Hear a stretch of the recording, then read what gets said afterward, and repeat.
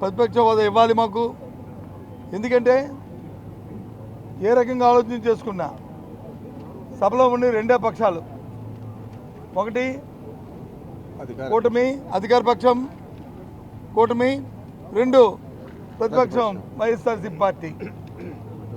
కాబట్టి ఇవాళ ప్రతిపక్షంగా ఉన్న మాకు ఆ హోదా కల్పించాలని మేము డిమాండ్ చేస్తాం, మేము కోరాం.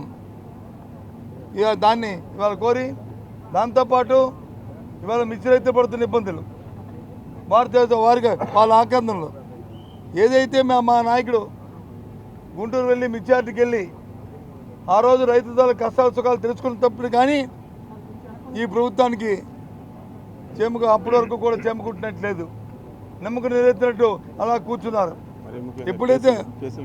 ఎప్పుడైతే మేము వెళ్ళామో, ఎప్పుడైతే చూసాం ప్రజలతో అప్పుడు దాని గురించి వాళ్ళు ఆలోచించడం మొదలుపెట్టారు. అయినప్పటికీ కూడా ఇప్పుడు కూడా దాని మీద ఒక క్లారిటీ రాలే. నాకు అర్థమవట్లేదు ఒక విషయాన్ని. ఏమనంటే కేంద్రం కొనాలంటున్నారు, కేంద్ర సంస్థ మాట్లాడుతున్నాం అంటారు. మాట్లాడండి, కొనమని అడగండి, డిమాండ్ చేయండి, వస్తే సంతోషం, మీకు కూడా సంతోషపడతాం. కానీ ఈరోజు ఆ రైతుల్ని మీ దగ్గర సంస్థలను మార్కు పెడతారా, మీ దగ్గర సంస్థల ద్వారా ఆ మిర్చిని కొనవలసిన అవసరం ఆవశ్యకత ఉన్నది, రైతులు ఆదుకోవాలి ఉన్నది మా డిమాండ్. ఇవన్నీ చెప్పాలంటే, ఇవన్నీ మాట్లాడాలంటే, ఇవాళ శాసనసభలో మాట్లాడాలంటే మరి మా పార్టీకి ప్రతిపక్ష హోదా కావాలి. వాళ్ళు మాట్లాడుతున్నాం ఎంతో మనగా ఎమ్మెల్యేలమే ప్రజలతో ఎన్నుకోబడిన వాళ్ళమే మేము. కాబట్టి అడుగుతున్నాం ఆ డిమాండ్ని. మిర్చిరెత్తికి వెళ్తే అది ఇల్లీగల్ అని చెప్పి మా నాయకుడి మీద మా నాయకుల మీద కేసులు పెడతారు, అక్కడ కేసులు పెడతారు.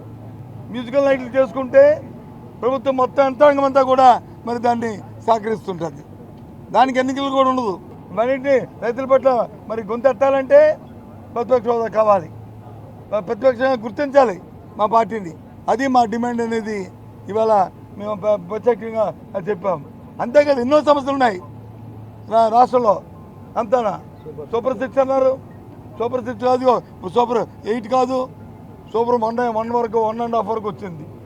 ఏదైతే 3,000 రూపాయల పెన్షన్ ఉందో 4,000 ఇచ్చారు తప్ప ఏమి ఇచ్చారు చెప్పనండి.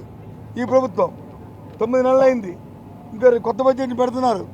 ఏదో చెప్తున్నారు రేపు పెడతాం ఎల్లుండి ఇస్తామని ఆశలు చెంపెడతారు. ఇది ధర్మం కాదు, ఇది ఇలా మోసం చేయడం, ప్రజలను మోసం చేయడం ధర్మం కాదని చెప్తున్నాం. ఇవన్నీ చూస్తుంటే మా బాధ్యత ప్రభుత్వం చెప్పవలసిందే, ప్రభుత్వం దానికి వివరణ ఇవ్వాల్సిందే, జవాబు చెప్పవలసిందే అనేది మా డిమాండ్. ప్రభుత్వం తాలూకా ప్రతిష్టంభన చూసి ఏదైతే మా డిమాండ్ ఉందో ఆ ప్రతిపక్షాన్ని ప్రత్యేకంగా ఇస్తే దాని మీద ఆధారపడి ఉంటుంది మా తాలూకా స్పందన. అధికార పార్టీ తాలూకా ప్రజలతో మా సమస్యల్ని, మా ప్రజల సమస్యల్ని, ప్రజల తాలూకా బాధల్ని, విన్నపాలని అన్ని వీటి ద్వారా ప్రజల పోతాం.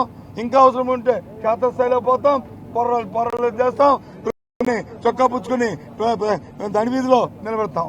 మిర్చి ఫార్మర్స్ చెప్పగా మా డిమాండ్ మిర్చి ఫార్మర్స్కి మద్దతు ధర ప్రభుత్వం ప్రకటించాలి. ఆ మద్దతు ధరకి ప్రభుత్వమే కొనుగోలు చేయాలి, మార్కెట్ ఇంటర్వెన్షన్ జరగాలి. కేంద్రం ఎప్పుడో ఇస్తుందని ఎదురు చూడడం కాదు. అంతవరకు రైతులు వచ్చి ఉండలేరు, రైతులు ఆత్మహత్యలు చేసుకుంటున్నారు, ఇబ్బందులు పడుతున్నారు.